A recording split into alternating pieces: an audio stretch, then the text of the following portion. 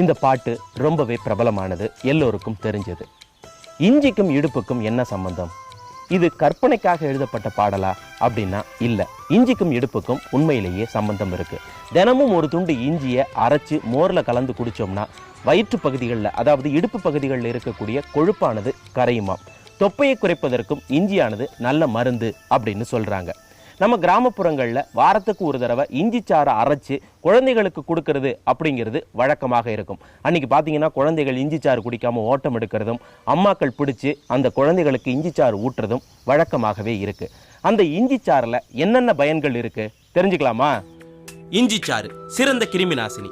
இஞ்சி சாறு குடிக்கிறதுனால உடலின் ஜீரண உறுப்புகள், சிறுகுடல், பெருங்குடல் எல்லாமே சுத்தப்படுத்தப்படுது. பெரும்பாலான நோய்களுக்கு காரணமாக இருக்கக்கூடியது மலச்சிக்கல்.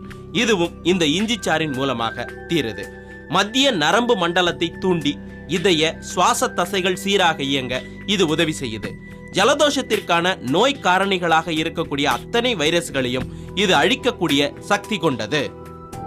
மஞ்சளும் இஞ்சியும் மயங்கு அரில் வளையத்து. இது சிலப்பதிகாரத்து வரி.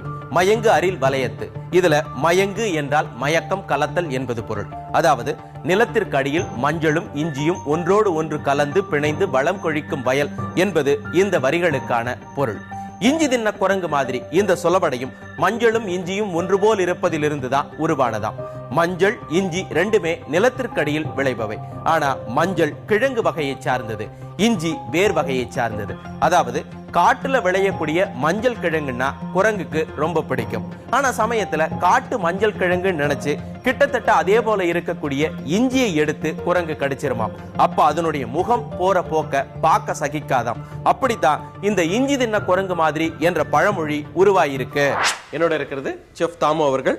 சார், இப்போ என்ன பண்ண போறீங்க சார்? இஞ்சியை வச்சு ஒரு ஜிஞ்சர் ஃபிஷ் பண்ணலாம் அப்படின்னு. ஓகே. ஒரு மீன் பார்த்தீங்கன்னா, இப்போ வறுக்கிறதுக்கு ஒரு மீன் இருக்குது, அதே மாதிரி குழம்பு வைக்கிறதுக்கு ஒரு மீன் இருக்குது. சின்ன மீனில் குழம்பு வச்சிங்கன்னா தான் ரொம்ப ரொம்ப நல்லாயிருக்கும். ருசி ரொம்ப ரொம்ப நல்லாயிருக்கும். அதே மாதிரி வறுக்கிறதுல வந்து பெரிய மீன் மாத்திரம் தான் வறுக்கணும். ஓகே. இதுக்கு என்ன மாதிரி மீன் தேவைப்படும்? இதுக்கு வந்து இப்போ ஒரு வஞ்சர மீனோ ஒரு ஓவால் மீனோ எதெல்லாம் வந்து உங்களுக்கு முள்ளும் தோலும் எடுத்துட்டு உங்க கியூப்ஸா போட முடியுமோ சதைப்பத்து இருக்கக்கூடிய அந்த மாதிரி மீன் தான் இல்லையா? ஓகே. இப்போ நம்மளுக்கு இது செய்யறதுக்கு வந்து இஞ்சி மெயினா வேணும். அதுக்கப்புறம் மீன் வந்து சதைப்பத்து மீன் எடுத்துக்கிறோம். மற்ற இன்கிரீடியன்ஸ் என்னெல்லாம்? வந்து அதுக்கு சோள மாவு, மைதா மாவு, முட்டை, கொஞ்சம் இஞ்சி பூண்டு வெங்காயத்தாள், மிளகு, சோயா சாஸ், பச்சை மிளகா, உப்பு, அஜினமோட்டோ, வெங்காயம். ஓகே. இப்போ இதுல அஜினமோட்டோ நீங்க சேர்க்கிறீங்க இல்லையா? அதாவது அஜினமோட்டோன்றது பெரிய கான்ட்ரவர்ஷியல் ஸ்டேட்மெண்ட். அஜினமோட்டோ நல்லதா கெட்டதா, உடம்புக்கு ஒத்துக்குமா ஒத்துக்காதா அப்படின்னு நிறைய கேள்வி வந்துட்டே இருக்கு. அஜினமோட்டோன்றது monosodium glutamate. It's made out of tapioca and sugar cane. இது ரெண்டுத்துல பண்றாங்க. ஒரு பர்டிகுலர் ஸ்டேஜில் they inject little bit of chemical. இது யூஸ் பண்றது பெரிய விஷயம். யூஸ் பண்றது வந்து ஒரு பிஞ்சு தான் யூஸ் பண்ணணும், ஒரு சிட்டிக்கை தான் யூஸ் பண்ணணும். ஓகே. ஒரு அரை ஸ்பூனோ 3/4 ஸ்பூனும் யூஸ் பண்ணக்கூடாது. ஒரு சிட்டிக்கை இவ்வளோ போடும்போது உங்களுக்கு டெய்லி கிடையாது. ஏதாவது சைனீஸ் ஃபுட்டுக்கு மாத்திரம் தான் ஒரு சிட்டிக்கு யூஸ் பண்ணுறாங்க. ஃப்ரைட் ரைஸ்க்கோ ஒரு நூடுல்ஸ்க்கோ யூஸ் பண்ணுறாங்க. அது இல்லைன்னா அந்த டேஸ்ட் வரதில்லை. இது வந்து நிறைய மக்கள் வந்து சைனீஸ் ரெஸ்டாரண்ட் சாப்பிட்றாங்க. அவங்களுக்கு அறியாமையே அந்த சைனீஸ் ஃபுட்டு சாப்பிட்றாங்க. இது அஜினமோட்டோ போட்டு தான் இருக்குது. அவங்களுக்கு இது உடம்புக்கு ஒன்றும் ஆகிறதில்லை. ஒரு பிஞ்சு போட்டிங்கன்னா உடம்புக்கு ஒன்றும் ஆகிறதில்லை. நிறைய யூஸ் பண்ணால் தான் அமிர்தமாக அளவுக்கு மிஞ்சினால் விஷம் சொல்ற மாதிரி இது வந்து அதிகமாக யூஸ் பண்ணும்போது தான் உங்களுக்கு அந்த ப்ராப்ளம் வருது. ஸோ ஒரு சைனீஸ் ஃபுட் மாதிரி நம்ம செய்யும் போது அந்த ருசிக்காக ஒரே ஒரு சிட்டிகை போக்குறோம், அதுக்கு மேல நம்ம சேர்க்கல இல்லையா? ஓகே. அதுதான் இப்போ செய்ய போறீங்க இல்லையா? ஆமா. ஓகே. ஒரு பக்கத்துல நம்ம எண்ணெயை சூடு பண்ணிடுறோம் இல்லையா? அது நல்லா சூடாகி வரணும். முதல்ல நல்லா சூடா இருக்கணும். ஓகே. அதுக்கு முன்னாடி நம்ம என்ன பண்ணலாம், ஒரு பவுல்ல இந்த சோள மாவையும் மைதா மாவையும் மிக்ஸ் பண்ணிக்கிறோம். ஓகே. இதில் முட்டையும் போட்டுக்கலாம். இதுல உப்பு சேர்த்துருக்கா? உப்பு போட்டுருக்கோம். உப்பு கொஞ்சமா சேர்த்துருக்கோம். உப்பு கொஞ்சமா சேர்த்துருக்கோம். ஓகே. இது ரெண்டும் சம அளவு எடுத்துருக்கோம் இல்லையா? ஆமா. சம பங்கு சோள மாவு, சம பங்கு மைதா மாவு. பதம் நம்ம இந்த பதம் இருக்கு இல்லையா, மாவு கரைச்சிக்கக்கூடிய பதம், அது என்ன பதத்துல இருக்கும்? இந்த மாதிரி ஊத்துற பதம். ஓகே. இந்த மாதிரி இங்கிலீஷ்ல சொன்னா போரிங் கன்சிஸ்டன்சி சொல்லுவோம். ஓகே. அதுல இருந்தா இந்த இதுல ஈக்குவல் குவான்டிட்டி ஆஃப் அந்த மைதா மாவு, சோள மாவு கரைச்சாச்சு, முட்டை ஊற்றியாச்சு. இப்போ இதுல கொஞ்சம் மிளகுத்தூள் சேர்க்க போறோம். மிக்ஸ் பண்ணிடுறேன். ஓகே. இப்போ இதுல வந்து மீனை போட போறேன். இது துவைச்சு எடுத்துருவோம் இல்லையா? பாருங்க, துவைச்சு எடுக்கிறதுல ஒரு டெக்னிக் இருக்கு. ஓகே. இப்போ இந்த மாதிரி நம்ம மீனில் ஊற வச்சிட்டோம். நீங்கள் எப்பவுமே பஜ்ஜி சுடும்போது சரி, எது சுட்டாலும் இது மாதிரி ஒரு பேட்டரை வச்சு சுட்டுறதா இருந்தால் இதை இப்போ துவைச்சி எடுத்துட்டு ஊற்றி எடுத்துடணும். சைடில் இப்போ போடணும். அது எப்போ அதே மாதிரி போடும்போது என்ன உங்களுக்கு வந்து எல்லா பக்கமும் உங்களுக்கு ஈவனாக வராது. ஓகே. இந்த மாவு மத்திரம் தான் அங்கே போய் உட்காரும். ஓகே. அப்போ உங்களுக்கு வந்து அந்த தனியாக ஒரு கிறிஸ்மஸ் வரும். நீங்கள் ஃபிஷ் சாப்பிட்ற ஃபீலிங் இருக்காது. எஸ். அதனால போடும்போது ஃபஸ்ட்டு ஒத்தி எடுத்துட்டு அதுக்கப்புறம் நீங்கள் போட்டிங்கன்னா நல்லாயிருக்கும். உட்காந்து பாருங்கள். எஸ். போடும்போது உள்ளே பார்த்தீங்க உள்ளே போய் உட்காந்து உள்ளே போயிடுச்சு. மேலே வந்து மிதக்குது, மேலே வந்து இது குக் ஆகிடுச்சுன்னு அர்த்தம். அவ்வளோதான், நம்மளுக்கு ரெடி ஆயிடுச்சா? ஆயிடுச்சு. ஓகே. இப்போது சாதாரணமாக இன்னொரு விஷயம் என்னென்னா, இது வந்து 100% ஃப்ரை பண்ணக்கூடாது. ஓகே. 75% ஃப்ரை ஆகணும். மீதி டாஸிங்கில் வந்து குக் ஆகிடும். ஓகே. ஸோ ஃபுல்லாக குக் பண்ணிட்டீங்கன்னா உங்களுக்கு வந்து கிறிஸ்மஸ் வந்துடும். இந்த கிறிஸ்மஸ் வரக்கூடாது, இதுதான் கலர். இந்த பதத்தில் எடுத்துடணும், செவக்க விடக்கூடாது. விடக்கூடாது. ஓகே. இதுக்கு நெக்ஸ்ட் என்ன பண்ண போகிறோம்? எண்ணெய் ஊற்றுக்கிறோம். இதில் எண்ணெய் ஒரு 2 டீஸ்பூன் இஞ்சி அரவை, 1/2 டீஸ்பூன் 1 டீஸ்பூன் பூண்டு அரவை. ஓகே.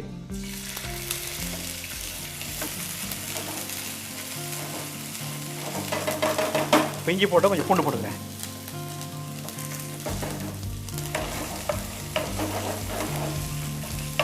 இஞ்சி வாசனை இப்போ வருது. சூப்பர். இப்போ வெங்காயம் போடலாம். இதில் வெங்காயத்தாள், பச்சை மிளகா,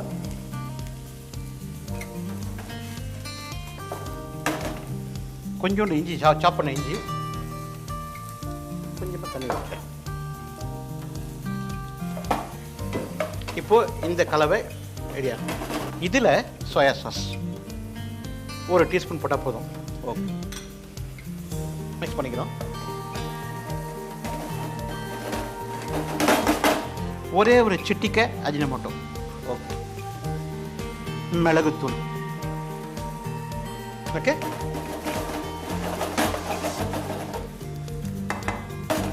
இப்போ பொரிச்ச மீன்.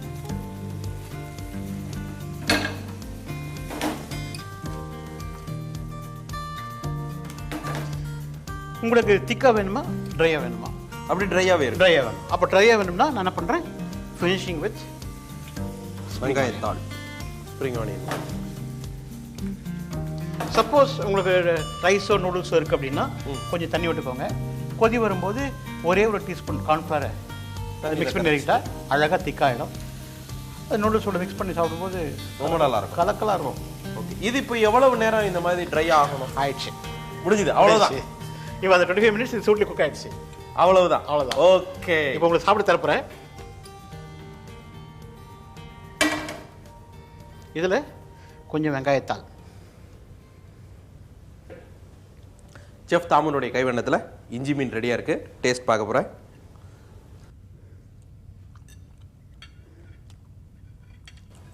அந்த இஞ்சினுடைய ஃப்ளேவர் இருக்கு, அதோட வந்து ஒரு பச்சை மிளகா, மிளகு, அதனுடைய காரம், அதோட அந்த ஃபிஷ்ஷுக்குள்ள அந்த எசன்ஸ் நல்லா இறங்கியிருக்கு. ஜூஸியாக இருக்கு, ரொம்ப நல்லா இருக்கு. மொத்தத்தில் இஞ்சி மீன் கலக்கல்.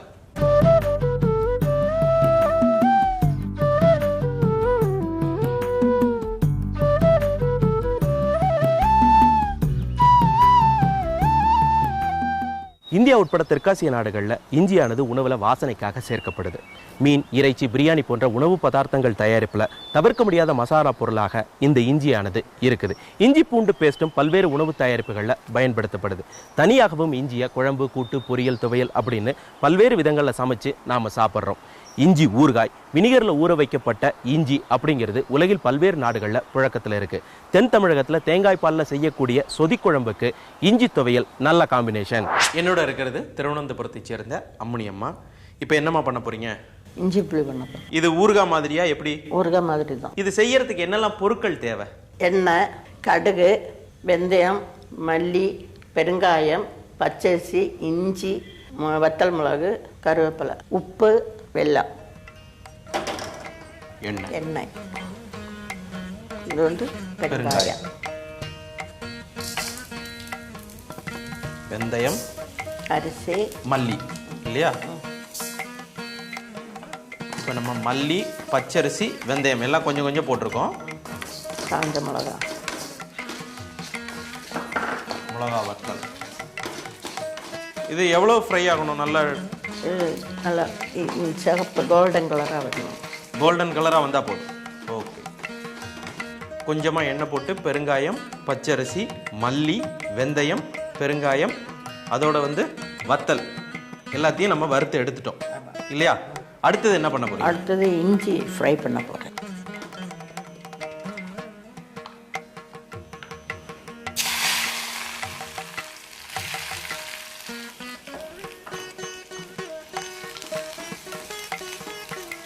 இஞ்சி எவ்வளவு ஃப்ரை ஆகணும்? நல்ல முறமுறா வரும். முறுமுறுன்னு வரணும் இல்லையா? இப்போ நம்மளுக்கு இஞ்சி ஃப்ரை ஆயிடுச்சு இல்லையா? ஆமாம், எடுத்துடலாமா? எடுத்துடலாம். ஓகே.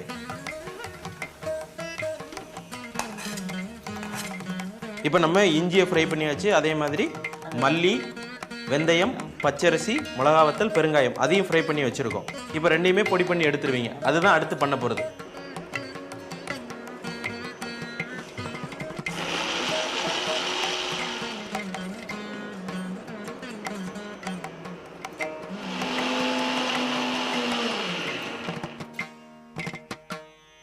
தினமும் உணவோட 5 கிராம் இஞ்சியை சேர்த்துக்கிட்டோம்னா மாரடைப்பு வருவது தடுக்கப்படும் அப்படின்னு இந்திய மருத்துவக் கழகம் செய்தி வெளியிட்டிருக்குது.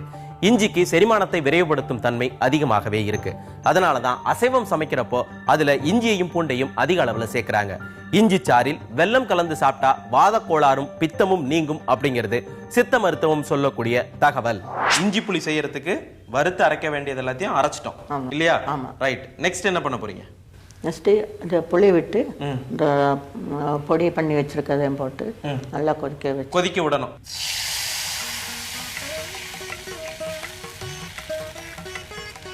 இப்போ புளி கொதிக்கும் போதே என்ன சேர்க்க போறீங்க? உப்பு. புளி எவ்வளவு கொதிக்கணும்? நல்லா கொதிச்சு வரணுமா? நல்லா கொதிச்சு வரணும். இது கூட போட்டு கொதிக்கணும். ஓகே.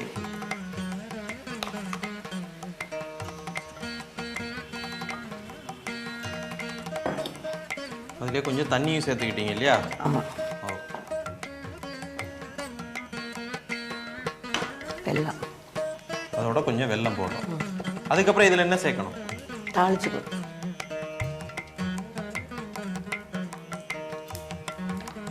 கடுகு, கொஞ்சம் கடுகு, பச்சை மிளகாய்,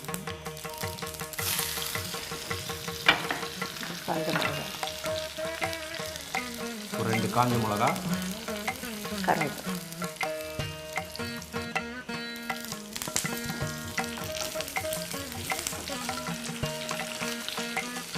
நம்மளுக்கு இப்போ தாளிப்பு ரெடி ஆயிடுச்சு இல்லையா? ஓகே.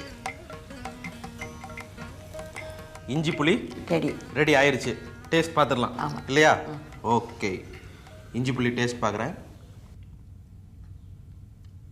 அந்த இஞ்சியினுடைய காரம், அந்த புளிப்பு அதோடு சேர்ந்து அந்த மல்லியினுடைய வாசனையும் சேர்ந்து நல்ல காரசாரமாக இருக்கு. இஞ்சி புளி பலே.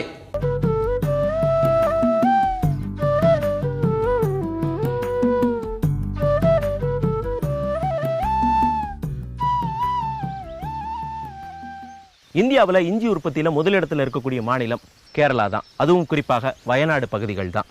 போர்த்துகீசியர்கள் கேரள கடற்கரை பகுதிகளில் நங்கூரமிட்டு தங்கள் நாட்டுக்கு டன்னாக எடுத்துட்டு போன வாசனை பொருட்களில் இந்த இஞ்சியும் மிளகும் முக்கியமானது.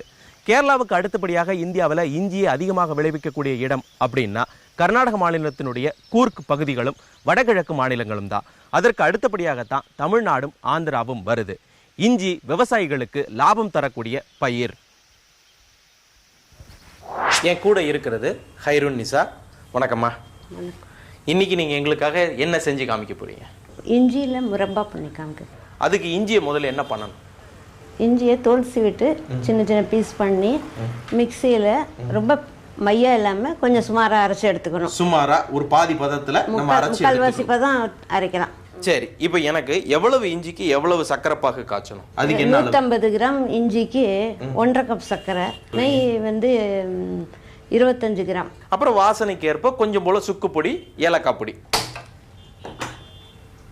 இதுல கொஞ்சமா தண்ணி போட்டா போதும் இல்லையா? ஆமா, இது 1/4 கப் தான் இது.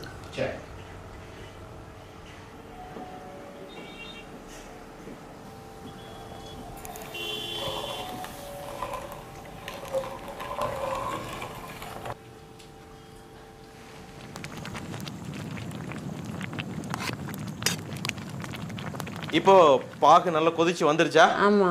எப்படி இருக்கு பதம் பாருங்க. அதான் அந்த ஒரு கம்பி பதம் வந்துருச்சு. ம்.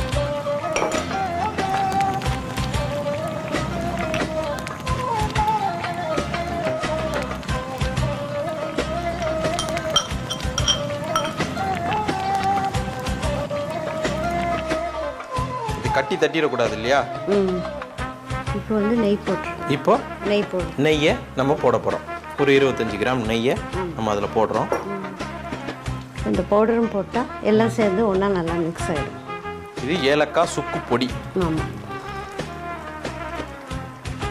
இஞ்சியோட சுக்கும் சேருது.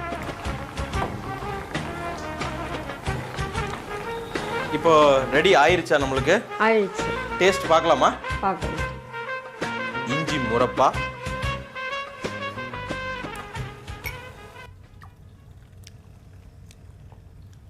ரொம்ப நல்லா வந்திருக்கு. இஞ்சி முரப்பா சாப்பிடும்போது அந்த இஞ்சினுடைய காரம், அந்த சக்கரை பாகனுடைய தித்திப்பு ரெண்டு சேர்ந்து இருக்கு. இஞ்சி முரப்பா வயிற்றுக்கு இதம். காலையில இஞ்சி, நடுப்பகல்ல சுக்கு, மாலையில கடுக்காய். இதை ஒரு மண்டலம் சாப்பிட்டா கிழவனும் குமரனாகலாம். இது நம்ம முன்னோர்கள் சொல்லி இருக்கக்கூடிய நம்முடைய நீண்ட ஆயுளுக்கான ஆரோக்கியத்திற்கான திருவாசகம். மீண்டும் மற்றொரு கொஞ்சம் சோறு கொஞ்சம் வரலாறு நிகழ்ச்சியில வேறொரு உணவின் வரலாறு பார்க்கலாம், பேசலாம், சுவைக்கலாம். மீண்டும் சந்திப்போம். பாய்.